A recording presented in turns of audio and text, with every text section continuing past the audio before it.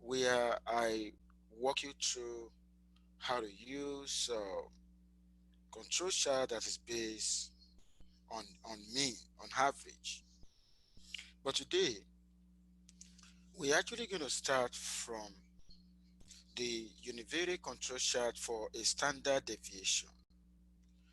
I told you yesterday that we got different kind of control charts that can be used. And of course, you know the essence of control charts. The essence of control charts is to be able to detect if there is a particular item or a service rendered at a particular point in time that was out of control. Does it also occur to you that we can also, uh, you know, investigate for something like this? Okay, you know, from police activities. Okay, because there are some police activities that may be out of control, and there are some that are within control. Okay, and don't forget, as I told you yesterday, when you talk about uh, getting quality, the quality is a measurable characteristics of a product, not only a product, but a service as well. Okay, the service render. Okay, so we should have a way to actually investigate whether the service render was within control or out of control. Okay, so and that is the reason why we gonna make use of control chart to be able to statistically identify uh, that kind of situation. Okay, so like I said, I'm actually going to start from the univariate control chart for standard deviation. So if we want to use a standard deviation as a measure, okay, but this time around we actually focusing on one variable. Okay, so if you want to do that, where you're actually saying that, okay, if I have a x1, up to xn that follows a normal distribution with mean mu and variance sigma squared. For your information, what I have here is just one variable. Okay, it's just one variable.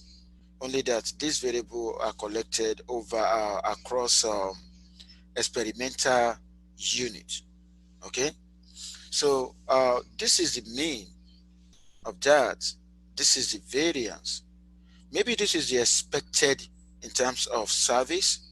Maybe this should be the expected mean of performance.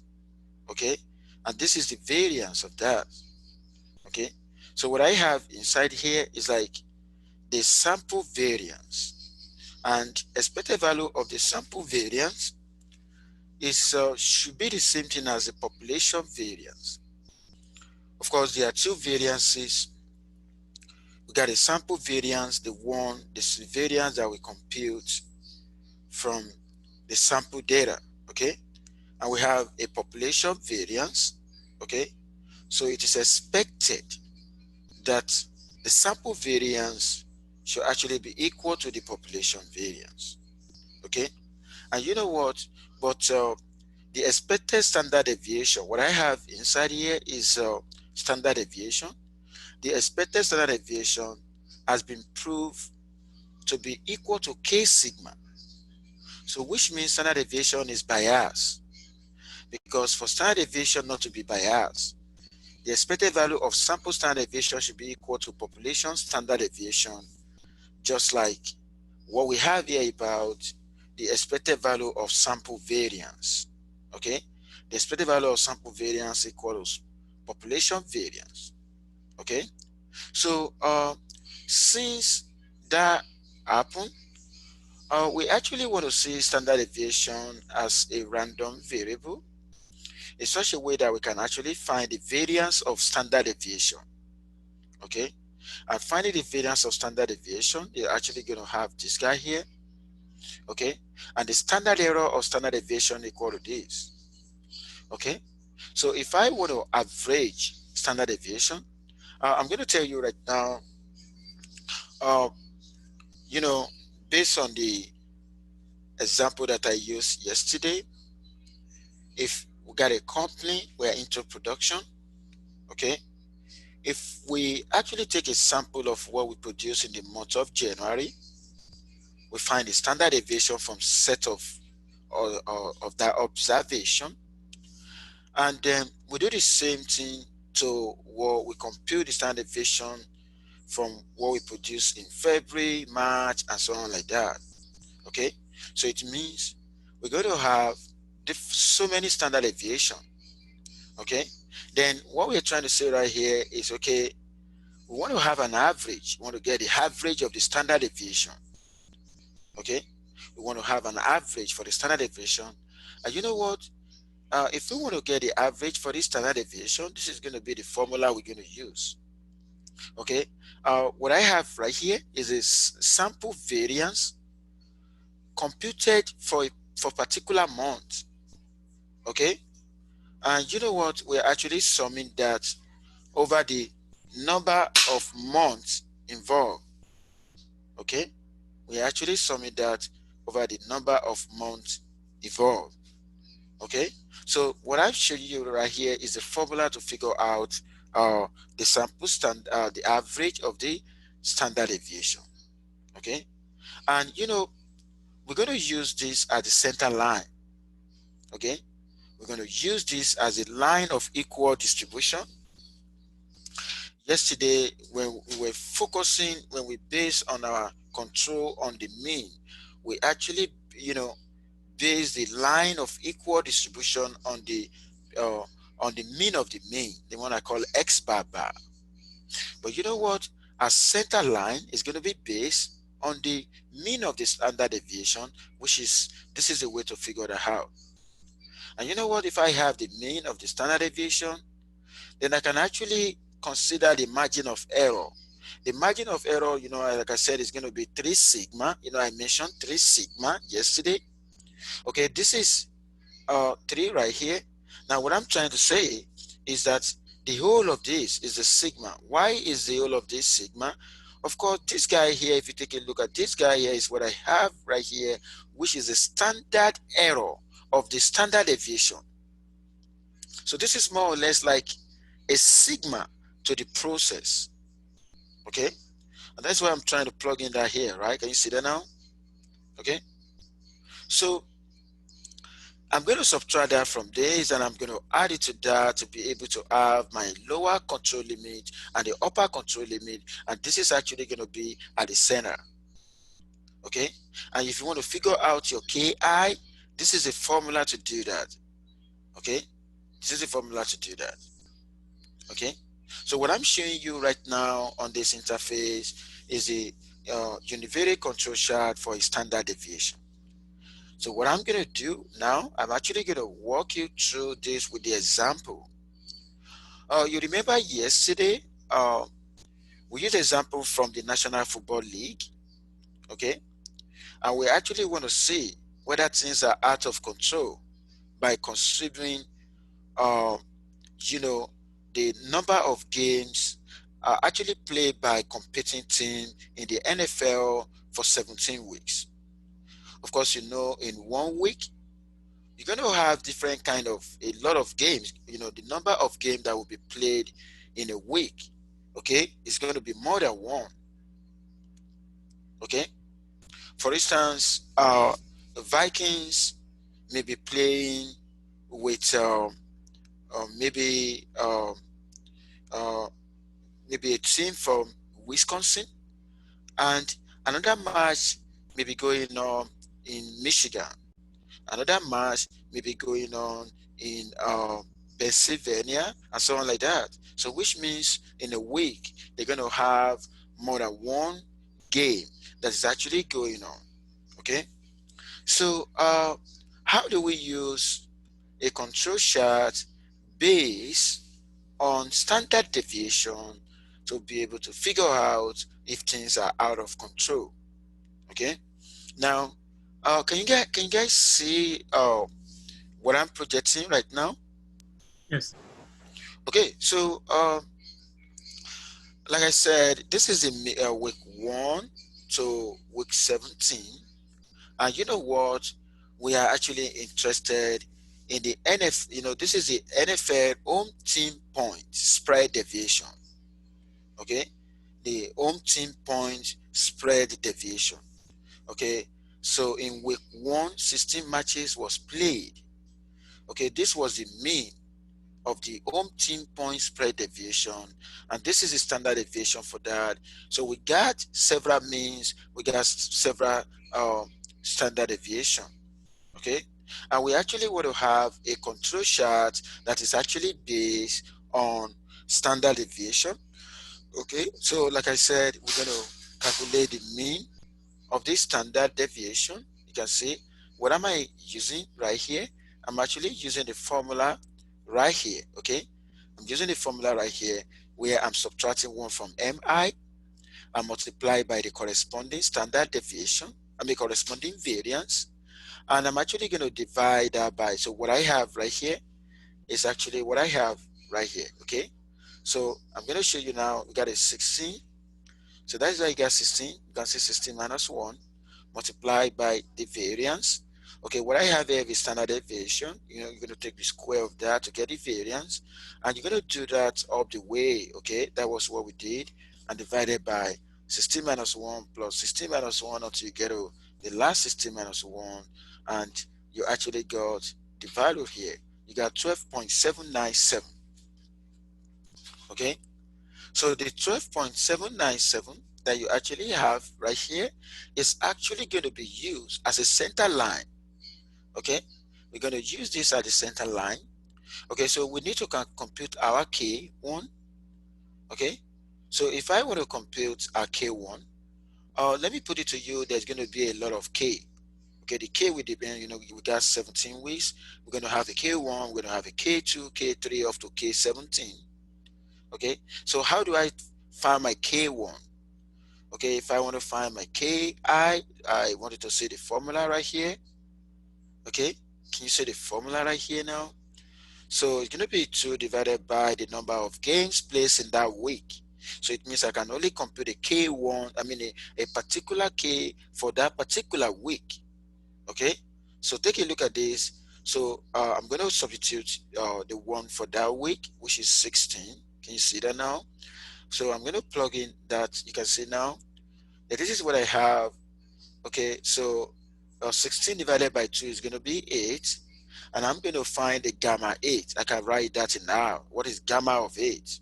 Okay, the gamma 8 is more or less like 8 minus 1 factorial, which is going to be 7 factorial.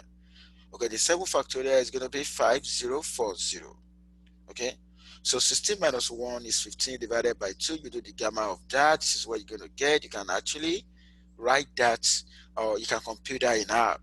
Okay, if you want to compute that in R, you're actually going to write gamma. So gamma is spelled GAMMA. Okay, then you're going to write a bracket, you're going to put a value, and of course, you're actually going to have your result.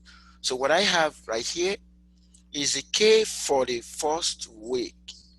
Okay, I'm also going to get a K for the other week. Okay, and when I do that, I'm actually going to use that to set up my lower control limit. Okay, and in the lower control limit, of course, this is the mean of this standard deviation. I'm going to put this guy here. Okay, minus 3. Okay, the x bar, so I'm going to put that guy here, the K that I compute for that, then the square root of 1 minus square of that K. Okay, so this is a lower control limit for week 1. Okay, I'm going to do that for all the week. Okay, and that was why I actually show you the formula to do that. Okay, and I'm going to do the same for the upper control limit. Okay, and you know what, after doing that, then I'm actually going to plot.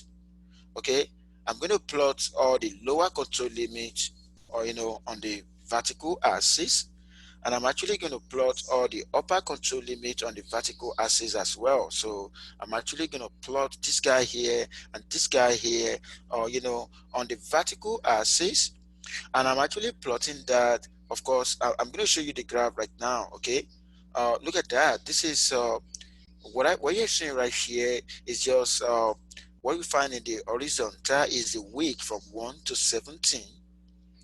Okay, and you know what? We are actually interested in the spread deviation, and we want to see whether the spread deviation for that particular week is or which in which of the week can we have a spread deviation out of control. Okay, so when you take a look at what I have right here, so this is more or less like a center line. Okay, and this is the upper control limit. Okay, and this is the lower control limit, and these are the points. Okay, these are the spread deviation that we plotted.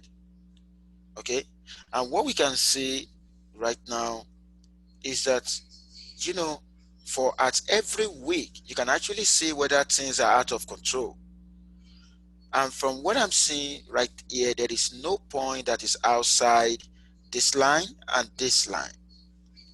Though what we expect in reality, okay, we actually want all the points to be on this straight line, but that is not possible. There's going to be kind of deviation. We're going to have some points that are deviation away from the center line. But you know what? Those can still be counted within control, because variation is part of life. Okay, variation is part of life. So, and that is the reason why. So I'm actually going to be referring. I'm going to be splitting the variation into two. I'm going to have a new share right now, just to be able to drive home my point about I actually want to split deviation into two. So when you talk about variation, okay, statistically speaking, uh, we got two types of variation. Number one, we got what we call chance variation. Okay, we got what we call chance variation, and we actually got what we call assignable variation. Okay, got what we call assignable variation. Let me start with the chance variation. You know, chance variation is any variation that is inherent on any activity or any process. No matter how perfect we are, there's going to be that variation. Okay, so it's just like the variation that occur by chance. Okay, if you look at in companies where they are using the same machine, the machine is actually going to bring out the number of output that will come from the same machine. Okay, will be different from when I use this machine right now. The number that I'm going to get will be different from what I'm going to get when I use next time. Even if the machine is power, it's not having any fault. If the machine is fine, there's always going to be what we call a chance variation. Okay, it's just like the way I taught yesterday or the way I taught previously may be different from the way I'm teaching right now. So there's always going to be variation. So we call this a chance variation. Okay, so this is a variation. This is a variation that is inherent.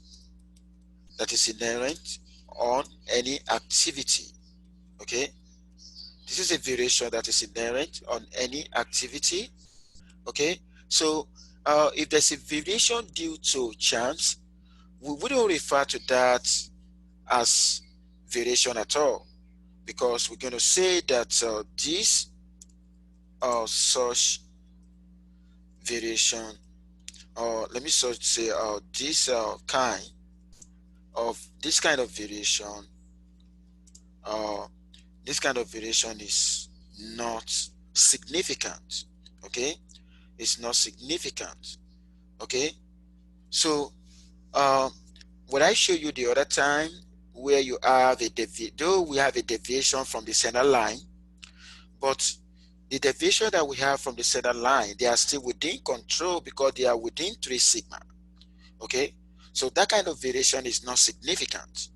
Okay, the one that is significant is the one that is likely going to be out of control. Okay, that is not going to be within 3 sigma that I talk about, and it's going to be this guy here. Okay, so this kind of variation right here that we call assignable variation.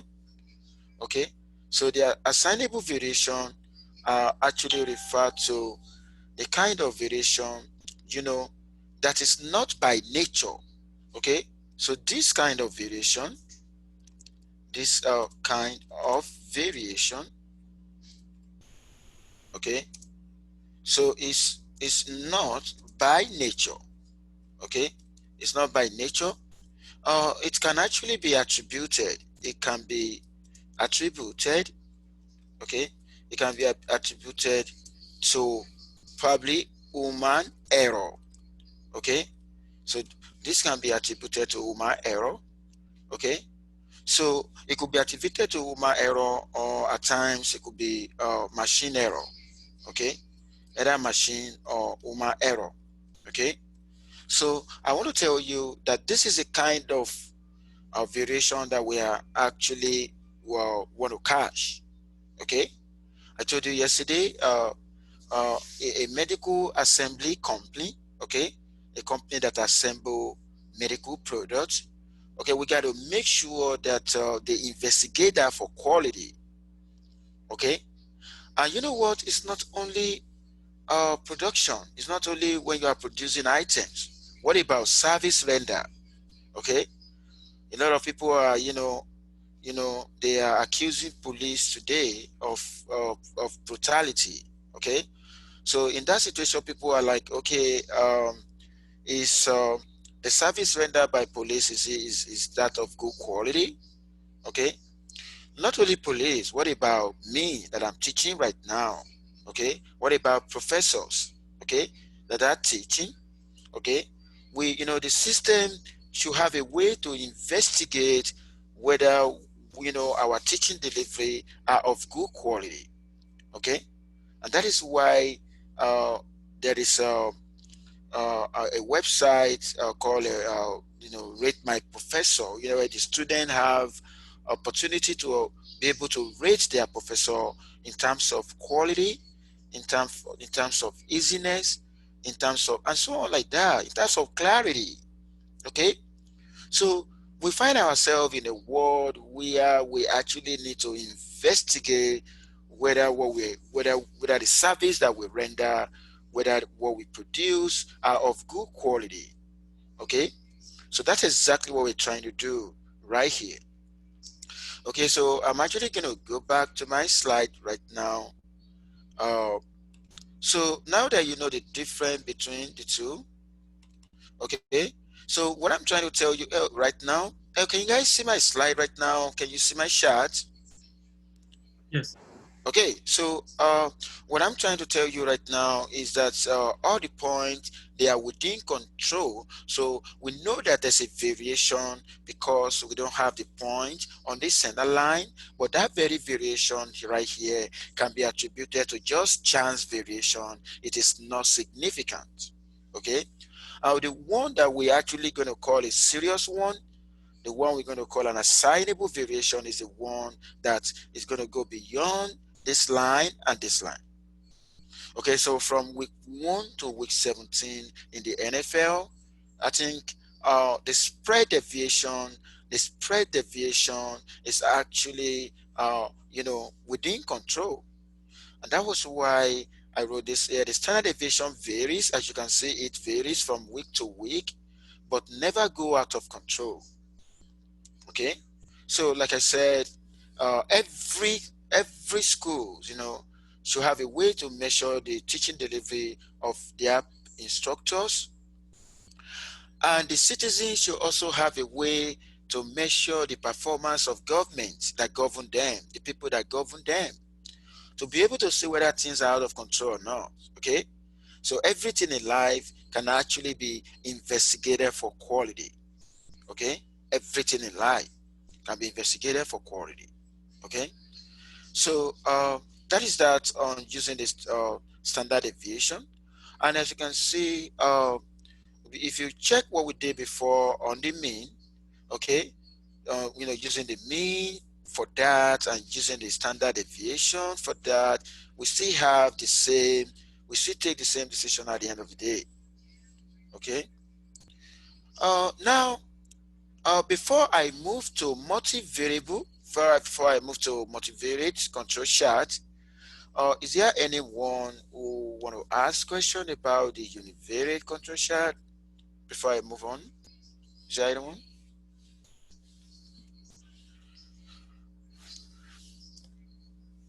Can you guys hear me clearly? Yes.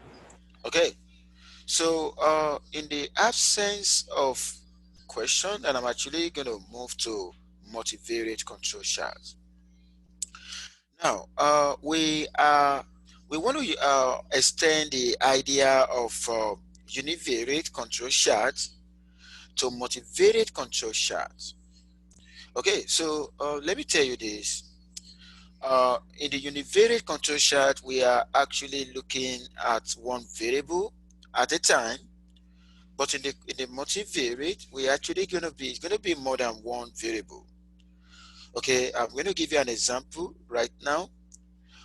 If a particular company that is assembling medical products, and if there are different kind of medical products, okay, maybe we got a set of medical product A, they've got a set of medical product B. Of course, there's a way we can actually investigate uh, different kind of this medical product for quality. Okay, so if you want to measure, if you want to investigate all of that for quality at a time, I mean different kind of medical product, you're actually going to be thinking in the region of multivariate control charts. Okay, so let me use another example on the rate my professor. Like if I teach you more than one course, okay, if I teach you more than one course, we can actually have a way to investigate my lecture delivery in more than one course that I teach.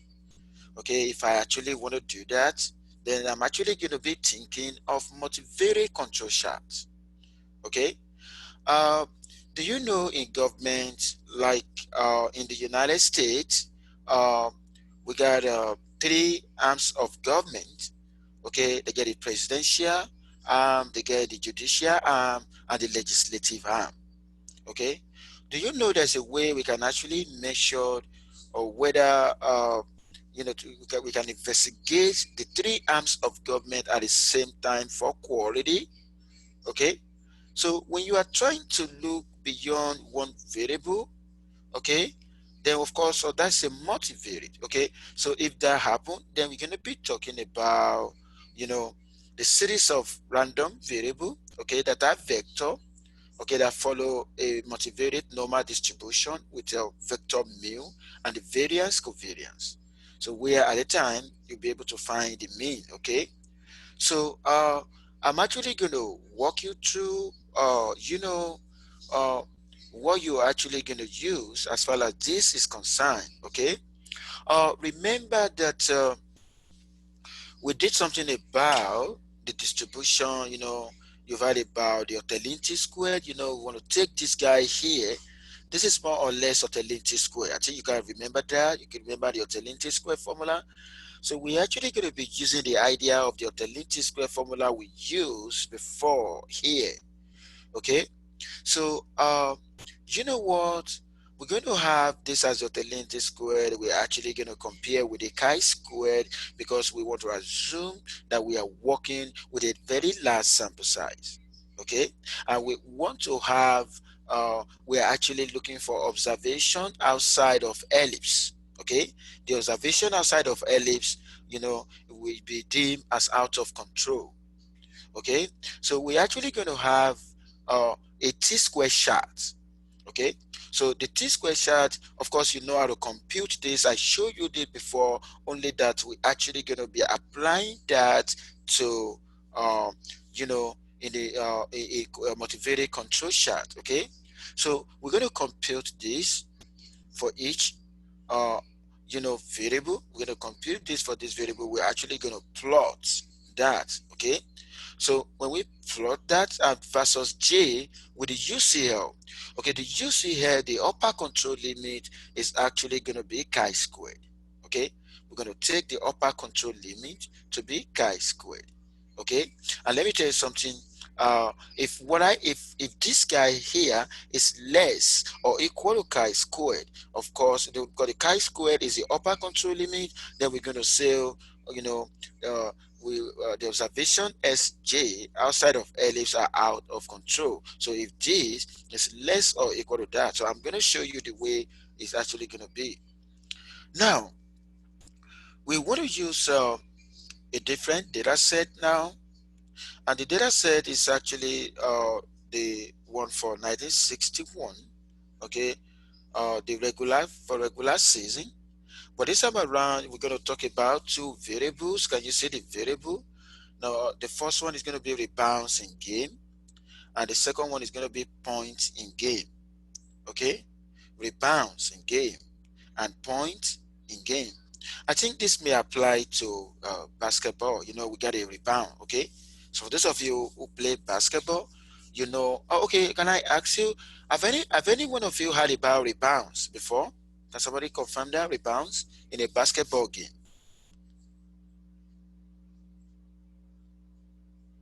Are you guys hearing me? Can you guys hear me? Yes. Okay, so I don't know. How many of you have watched a basketball game before, or how many of you like a game of basketball? Okay, because I just want to see whether you are familiar with rebounds. Okay. Okay. We get a rebounds. Let's say rebounds we in a game. Okay, we want to know the rebound number of rebound. The XJI represent the number of rebounds in the game J, and the SJ to represent the number of points in game J. Okay, in a basketball game. Okay, and you know what? We got 80 games. Okay, we want to consider 80 games. Okay, if 80 games of basketball, okay, are played. Okay, and in each game, okay, we actually want to know that how many number of rebounds do we have, how many number of points, okay, in that particular game. Okay, because of that, we're actually going to set up a sample mean vector for that. So 25.65 right here is the mean, is the average of the rebounds, okay, in all games, in 80 games. Okay, this is the average. Okay, and this is the average of the points in the 80 games. Okay, so what I have here is the corresponding variance covariance. Okay, 34.21 is the variance for the rebounds in game, and 143.88 is the variance for point in the game, and 13.90 is the covariance. Okay, this is the variance covariance matrix. Okay, I think you can see that right now. Okay, so if that is the variance covariance matrix, okay, we're going to compute wiki lambda. I'm actually going to show you right now how you can actually do that. Okay, if you take a look at what we are doing right here, can you see that now? We have some derivation. Okay, where we said, okay, what is going to happen at the end of the day? We're going to take a UCL as the chi-square value, and you know what, the p that we have here is a number of variable, and the alpha is going to be the number, is the level of significance. Okay, now you remember the other time that we did diagonal matrix, diagonal of the variance covariance. Do you guys remember that, what we did before? So this was the diagonal of the variance covariance. Okay, and if you take a look at this is more or less like the agent values. Okay, if you take a look at what I have right here, this is the agent value. I got this guy here. Okay, and I find the agent value. Okay, I'm actually going to have two agent values. Okay, this is number one, this is number two. I think I remember I used this before where we computed this, and for each agent value, there's going to be agent vector. I think you remember that. So what I have here is the agent vector. Okay, why this is the agent value for that. So you're going to do that. Okay, so and you can see the reason why I was teaching you agent values and the agent vector. You remember what I was teaching you that. So if you want to do a multivariate control chart, okay, particularly for starting from two variables, you need a knowledge of the agent values and the agent vectors. Okay, so these have been computed using this. So the next thing I'm going to do right now, I actually want to approximate 1 minus alpha 100% quality ellipse. And how am I going to do that right now? I'm going to use this, I call this one t squared the other time. And I'm actually going to be comparing the t squared with the chi-squared. Don't forget that I call this the upper control limit. I'm going to take you back, I call that the upper control limit, right? Okay, so if that is the upper control limit, now I'm going to put this guy here is a vector. It's going to be the x1, x2 minus the vector mean. This guy, can you see now? I'm going to put that guy here. Okay, so what if and then I need to find the inverse of this matrix. Okay, and that was why I put raised to the power minus 1. I need to find the inverse of that.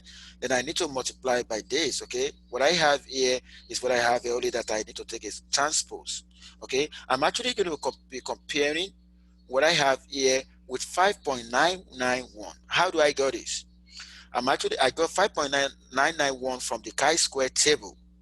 Okay, we are p equal to 2 and the level of significance equal to 0.05. When I go to chi-square table, this is what I'm going to have. Okay, so what I have here now is what I actually want to use. Okay, I'm actually going to be comparing. So right now, when I want to test a particular game, okay, if I want to in a particular game, if I actually want to test, like if I know the number of rebounds in a particular game, I'm going to plug it right here. If I know the number of points in the game, I'm going to plug it right here. I plug it in here, here and here. I'm going to compute all of this, and I'm actually going to compare with a 5.991. Okay, so basically what am I talking about? This is the model. Okay, this is what I'm actually going to be using in taking my decision. What I have right here is what I have right here. Okay, and you know what, the J here represent the game. Okay, for a particular game, I'm actually going to be taking decision, you know and how am I going to take my decision? Whatever that I compute right here, I'm actually going to be comparing with 5.991. And don't forget, my 5.991, my chi-square is actually the upper control limit. Okay, so I'm actually going to use this to decide for a particular game. Okay, I'm actually going to use that to decide for a particular game. Okay, and don't forget that I said right here, if that particular value is less or equal to this, okay, we're going to say the observation is the outside of ellipse and they are out of control. Okay, that is going to be the decision.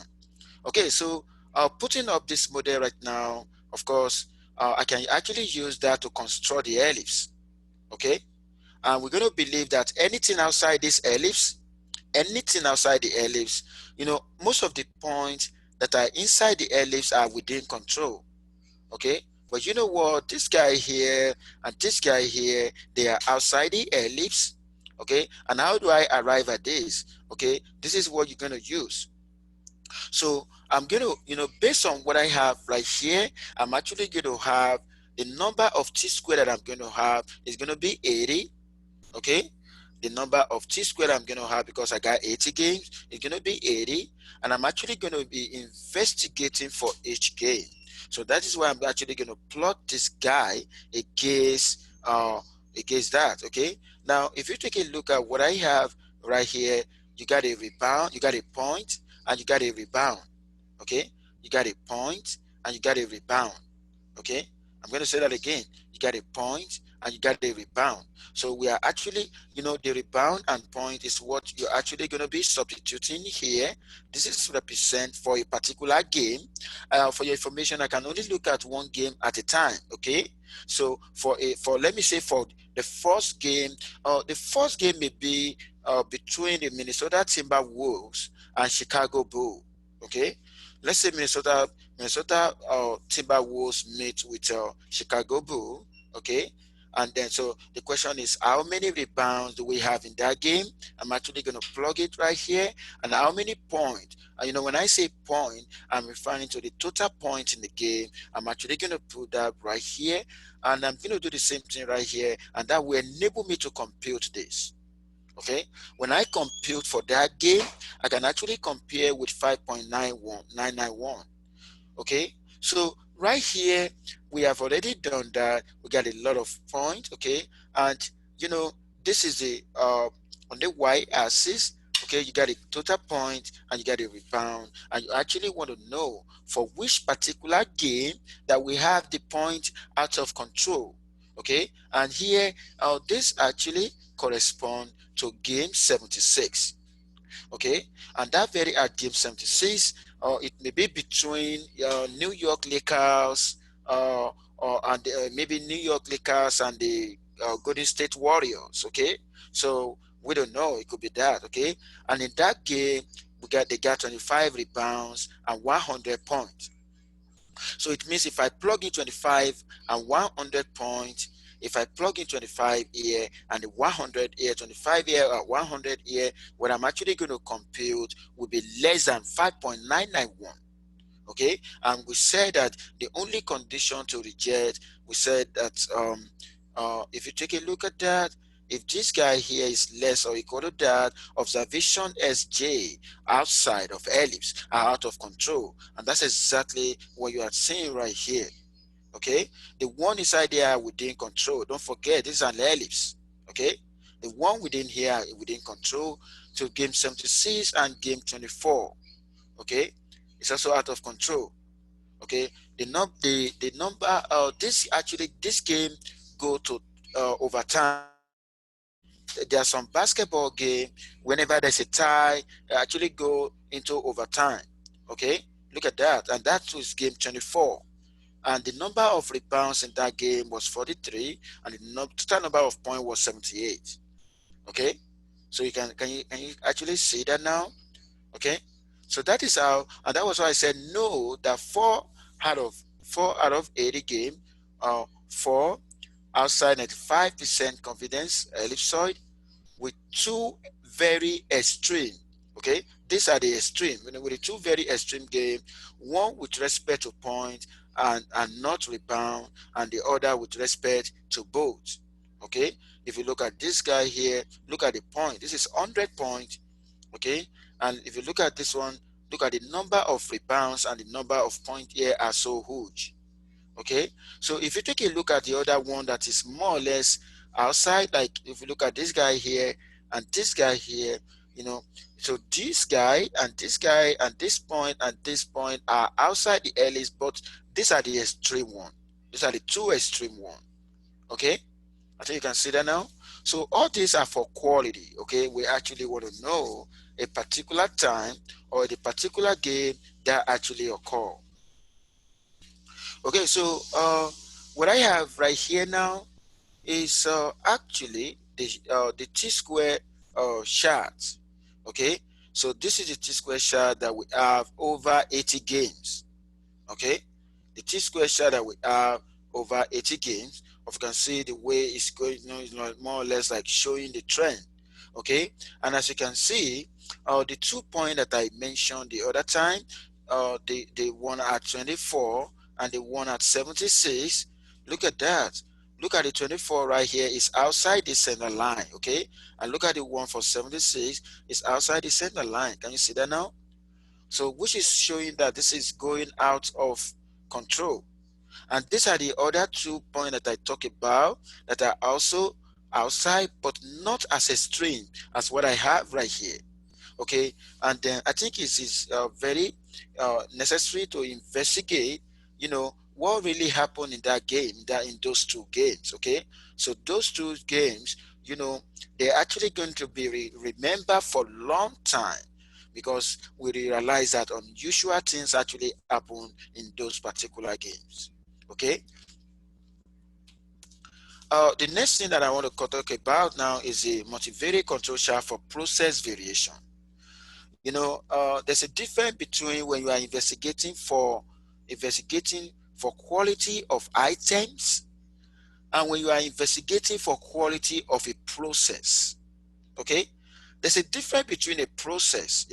Like what I'm doing right now is more or less a process. Okay, let me give you let me give you the definition of a quality one more time. Okay, uh, I'm going to have a new share for you to be able to see. I'm going to write the definition for quality, okay, so that you'll be able to understand what I'm talking about. Okay, can you guys see my whiteboard now? Yes. Okay, let me just write quality is a measurable, okay, the measurable characteristics, okay, of a product, okay, service, or a process. Okay, it is not only products, okay, but also we'll talk about service render. When I go to Walmart to buy something, when I go to Target to buy something, am I being treated fairly? What about the service render? Okay, is he up to quality? What about a process? When I talk about process, it's just like, okay, the process that lead to a product, okay, because before you can actually have a product in place, you must have gone through a particular process to do that, okay, to have the product. Okay, can we also have a way to measure the quality in the process? Because if a process is not fine enough, it's actually going to affect the product of that particular process.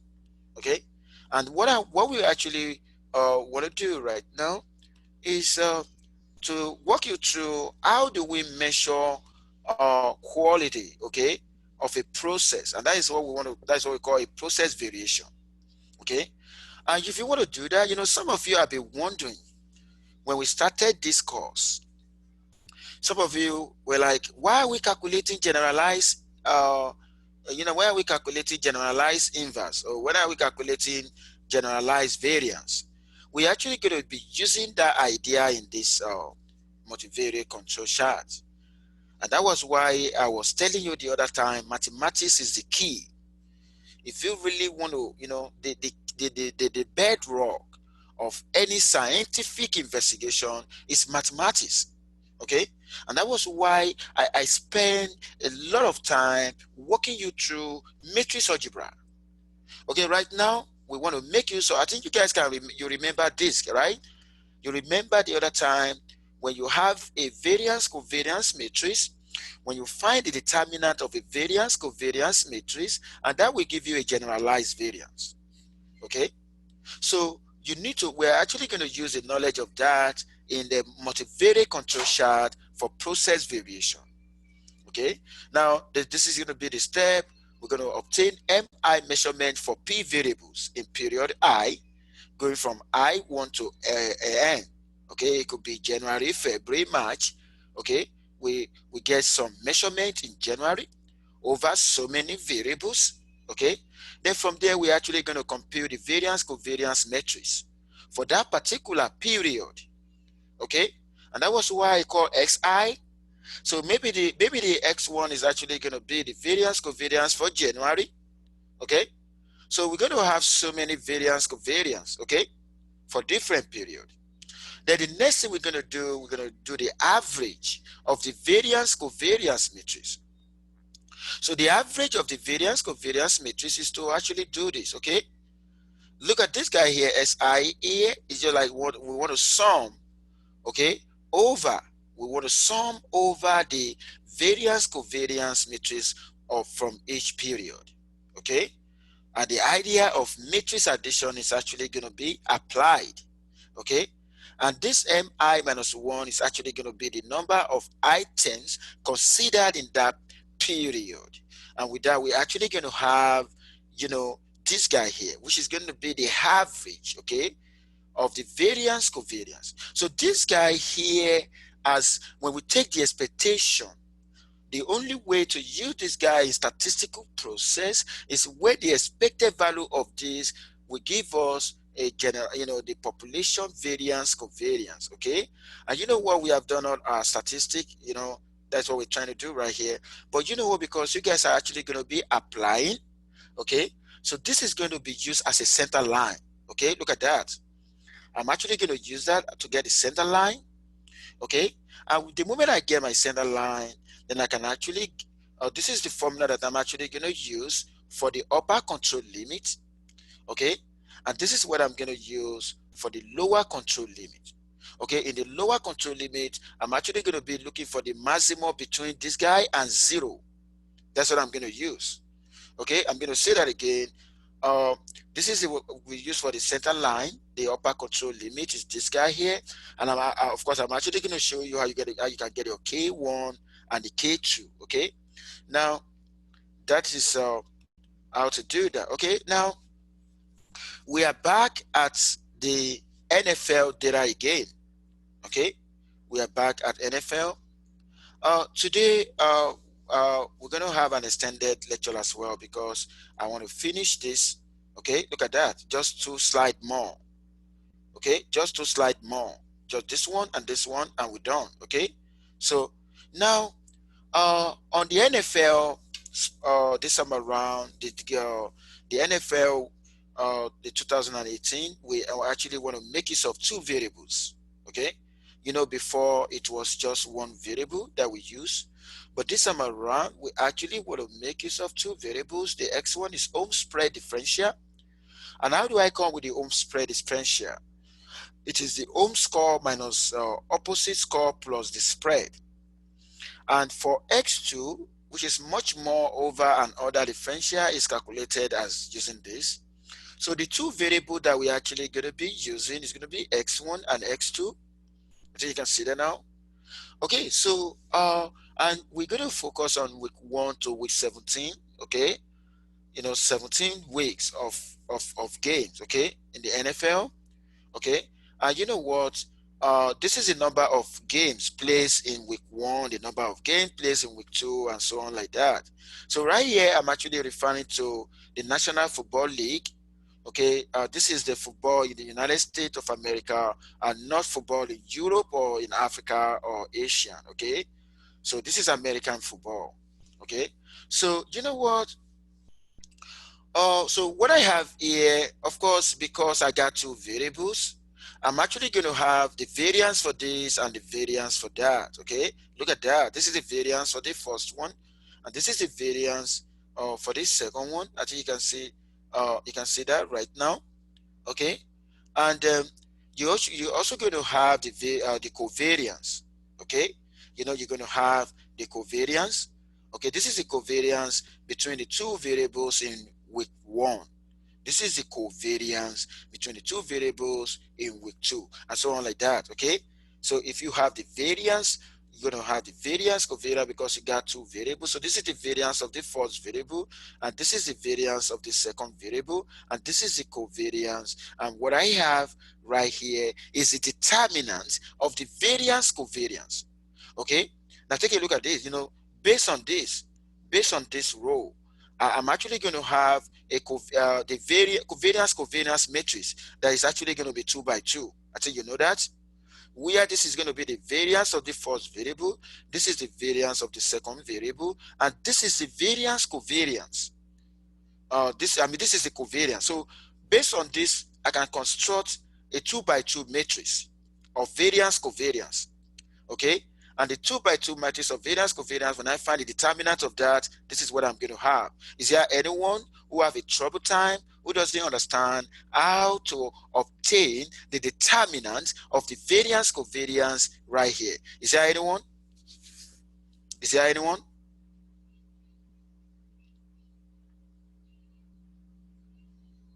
Are you guys hearing me? Yes. Okay, so I want to tell you right now, from week 1 to week 17, we're actually going to have two variance covariance matrix. So the number of variance covariance matrix we're actually going to have is going to be 17. And based on the variance covariance matrix, I can actually obtain the determinant of each of the variance covariance matrix, and that's exactly what I have right here. Okay, so this is the determinant of the variance covariance matrix. Okay, now when I have that as the determinant of the variance covariance matrix, then I need to find the general. I need to find the general variance covariance matrix, and I'm actually going to show you the formula that I'm actually going to use right now. Okay, for the look, if you take a look at this, because we need to be able to find that to get the center line. Okay, because we want to get the center line. And if we get this guy, we're actually going to get the upper control limit and the lower control limit. Okay, and this is what we actually don't forget, that this is a way to average. If I want to average, this is a way to do that. Okay, if I want to do the average of the variance covariance matrix, because this guy here is and after that I'm going to find the determinant of that. So take a look at what I'm going to do right now. Now, how does it going to work? Take a look at that. Okay, I'm going to take m minus 1, which is the number of game played in week 1, multiplied by the generalized inverse for week 1. Can you see that now? Plus, and I'm actually going to, you know, I'm going to go to week 2 and say plus 16 minus 1 multiplied by the generalized inverse for that. Then I'm going to continue to do that until I get to the last one.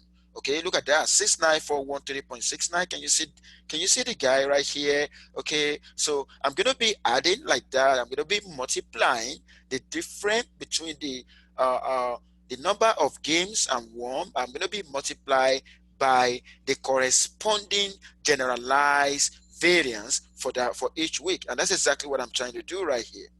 Okay, so when I do that, then I'm going to divide by 16 minus 1 plus 16 minus 1 until you get to 16 minus 1, and whatever that I have, it will give is this, which is the general, uh, which is the determinant that the general one that I'm looking for.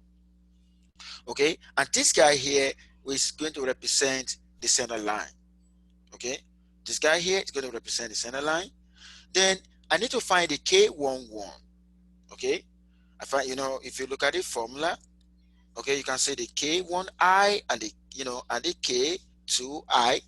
Okay, so I'm going to calculate K11, for the first week. I'm going to do that for the second week and so on like that. Okay, and that's exactly what I'm doing right here. Okay, if I want to get the K11 this for the first week, I'm actually going to make use of the 16. Okay, so you're going to see 16 minus 1, 16 minus 2 divided by 16 minus 1 all squared. Okay, so that is a formula that I'm actually going to be. You remember the other time that where I was actually showing you. Okay, I think I'm. Okay, let me see. Yeah, you remember when I was showing you something like that, right? Okay, so when you do that, you get this one here. You get this one here. Then you can actually obtain the LCI, SCL1. This is for the first week. Okay, so I can actually put that into here. Don't forget that I said the other time that SC1 is going to be the maximum of this guy and 0. When we look at the maximum of that, okay, so of course this is 0. Of course the maximum of this one and this one, of course, is going to be, you're going to compare when you evaluate this guy here, compare with 0. I think this guy is going to be negative. Okay, it's going to be negative. And what is the maximum of 0 and negative? It's actually going to be 0. Okay, so then I'm going to find the UCL. Okay, I'm going to find the UCL after substituting the values that I have. And this is my UCL right now. Okay, this is the lower control limit. Okay, and this is the upper control limit. Okay, And if I want to investigate, okay, it should be within, okay. So, and if I make a plot right now, if I make a plot, okay, and what I'm going to put in the vertical axis is going to be this guy, then plotting against the 17, the 17 weeks, okay. So I think you can see that now, and you're actually going to see something happening with 10, okay. If you look at the point for week 10, the week 10 is not within the bound, okay. It's more than that. I think you can see that now. And don't forget that this is the lower control limit is 0, okay. The lower control limit is 0. I think you can see that. I'm going to show you. The lower control limit, we're choosing the maximum between 0 and this, and when you compute this guy, it's going to be negative, okay. So, and the 0 is going to be maximum, so I'm going to take 0. So the 0 is going to be my lower control limit, and my upper control limit is actually going to be 75,000, and that is why you take a look at the point, okay. Look at that. So this point is at radius, okay. So this is 0, okay. All these points, they didn't go beyond 0, but a particular point actually go beyond the upper control limit, okay. And that was why I said week 10 had an exceptionally large generalized variance, okay. Week 10, and week 17 was large as well, okay. If you look at week 17, it was large as well, but uh, it was not outside, it is not outside the bound, okay, though it is larger than others, okay. So the plot that I have right here is a plot of the generalized variance. I'm going to say that again. This is the plot of the generalized variance across the weeks. Okay, what are you plotting? This is actually what you are plotting right here. Okay, you are actually plotting all this against the week. Okay, you are plotting or the generalized variance of different week against the week. That's exactly what you're doing. But in the process of plotting that, you indicated uh, the lower control limit to be 0, and the upper control limit, that's what you put right here, okay. You put the upper control limit and you put the lower control limit, okay. You put the upper control, and that was why I put in the key.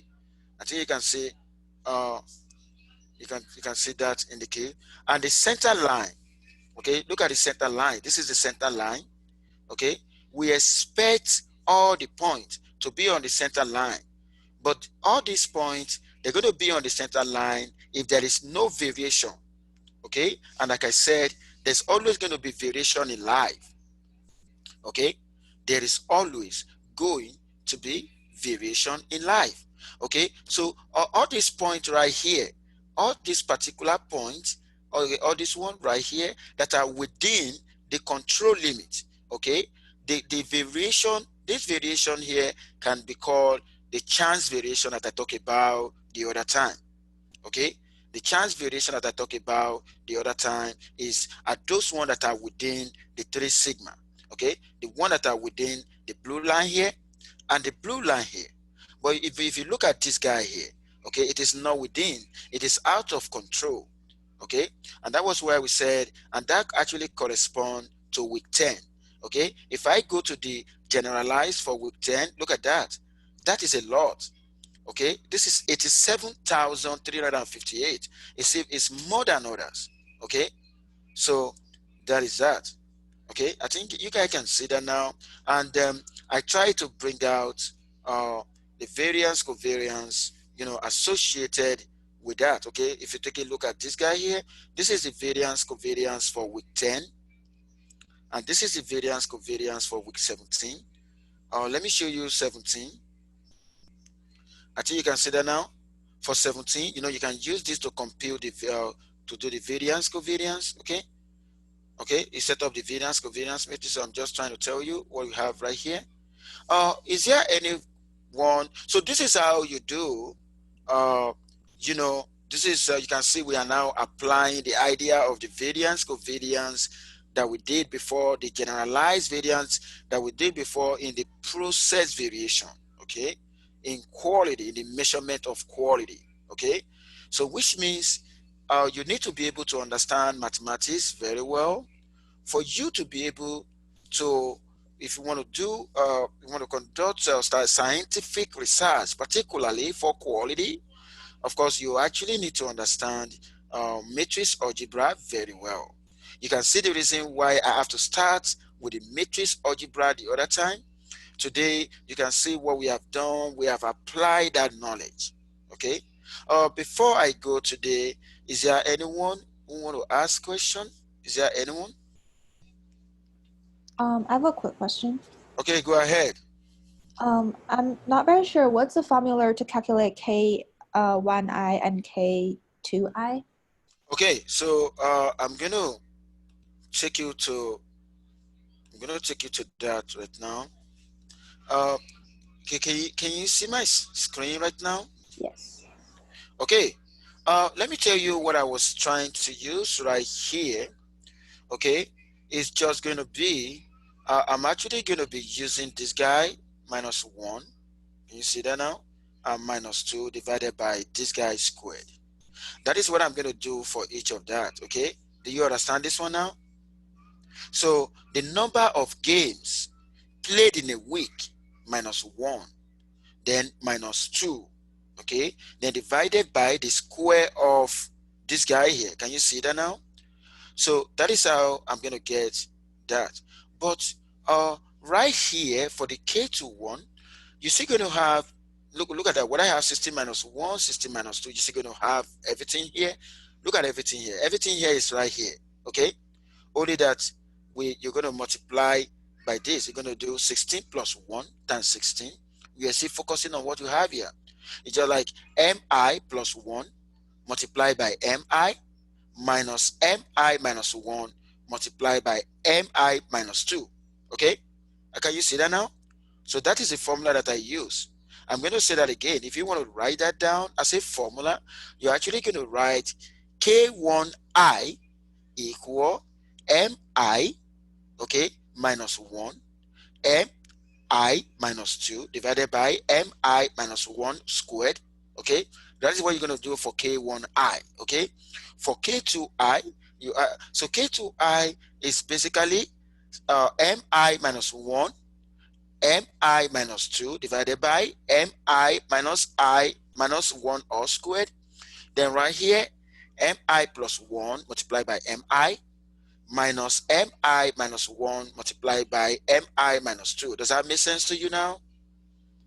Yes. Okay, so that is the formula you actually are going to use, okay, to be able to figure that out, okay? Yes. So, okay, so have I answered your question now? Yes. Thank you. Okay, so I'm going to take one more question before I go today. Is there anyone want to ask question? Okay, I want to thank everyone for attending my lecture today. So I'm going to tell you this is going to be the end of multivariate control charts. Okay. So what we've done, I've been able to show you how you can, actually investigate for quality uh, when you for product, for service, or a process. Okay. And when one variable is involved, I think I've walked you through that using the, you know, I walk you through the chart based on mean, and I also walk you through the chart based on standard deviation. And a situation where the number of variables involved is more than one, I think I've also walk you through that, and I've walk you through how you can use the idea of generalized inverse, okay? The generalized variance that we did before, how we can actually use that idea to be able to investigate for quality of a process, okay? And you know what? That can also be extended to more than two variables, okay? That can be extended to more than two variables. So for those of you that may find yourself doing research, or you find yourself in a company where quality, where you are trying to investigate quality, Okay, for those of you who may be working for what is it called, medical assembly, where a company that are into uh, assembly of products. Okay, the assembling of medical products, before these medical products are actually going to be allowed to be used on patients. Okay, uh, I think they have to be subjected to what I call diagnostic testing to see whether they are of good quality. Okay, because we don't want to endanger life. Okay, because if we don't do that, and that is the reason, that is the origin of error that we can have, because when you produce, and that is the reason why some medical products that are being used on patients may have a false negative or false positive. Okay, maybe they are not calibrated very well, maybe the way they are made, the producer did not even care about quality. Okay, and that is the reason why these are statistical. So what I've presented to you, starting from yesterday, are statistical, scientific way to investigate quality. Okay, to investigate the quality of a product, investigate the quality of a service, and investigate the quality of a process. Okay, so that is what I have for those who want to have comments, or you want to ask questions, or just please, you can actually reach out to me. Okay, so I'm going to see you tomorrow again, when I'm going to bring you another interesting topic. So make sure you stay safe and have a good day. So bye for now.